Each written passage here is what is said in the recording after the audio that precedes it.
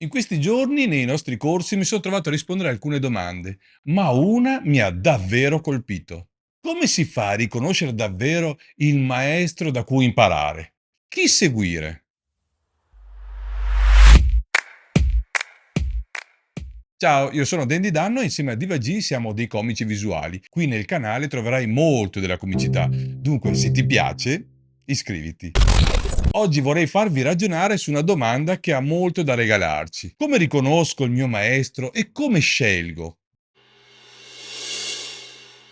Ognuno di noi ha sempre bisogno di imparare, è una necessità umana direi, ma spesso ci chiediamo dove vado ad imparare?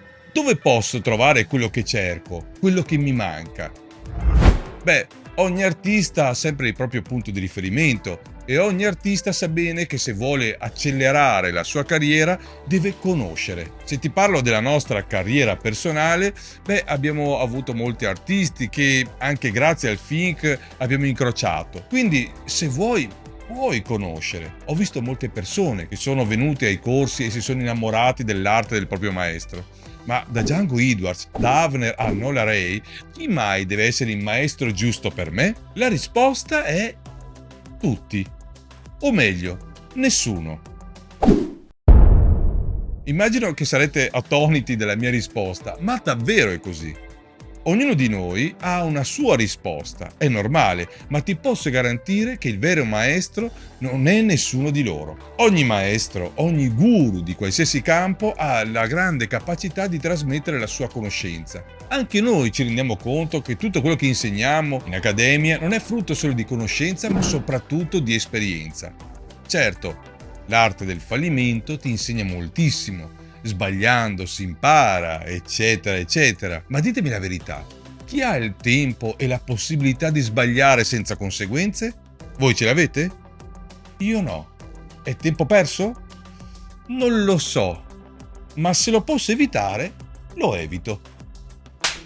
Ecco perché desideriamo avere un maestro, per la possibilità di conoscere le risposte giuste attraverso le esperienze di altri, degli errori degli altri.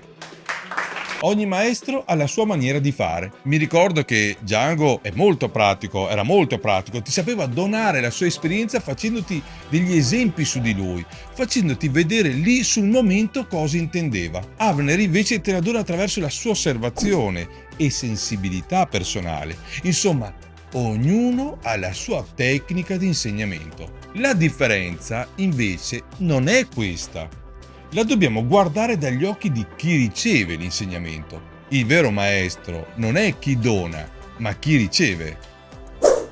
In che senso, mi chiederete?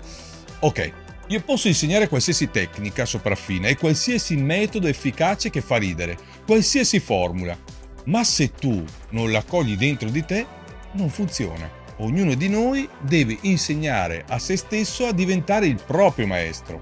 Può ricevere qualsiasi informazione, ma se tu non ti insegni o non sei determinato a verificare e mettere in pratica quello che ti arriva, non funziona. Io ai miei do degli strumenti dove loro possono verificare se farli loro.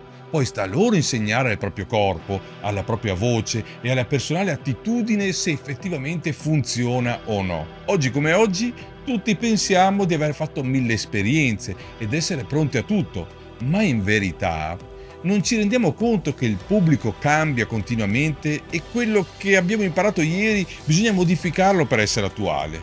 Oggi bisogna mettersi in testa che siamo maestri di noi stessi, ma prima dobbiamo studiare e mettersi nella condizione di voler imparare. Possiamo essere spinti dalla passione, dalla voglia di sapere, ma dobbiamo fare i conti anche con il nostro ego, farlo silenziare un po' e dirgli di fidarsi e trarre magari conclusioni solo alla fine. Possiamo ed abbiamo un sacco di possibilità. Sfruttare le esperienze, il tempo che ci hanno messo ad imparare i nostri maestri e di conseguenza avanzare e provare a rendere migliore il loro percorso.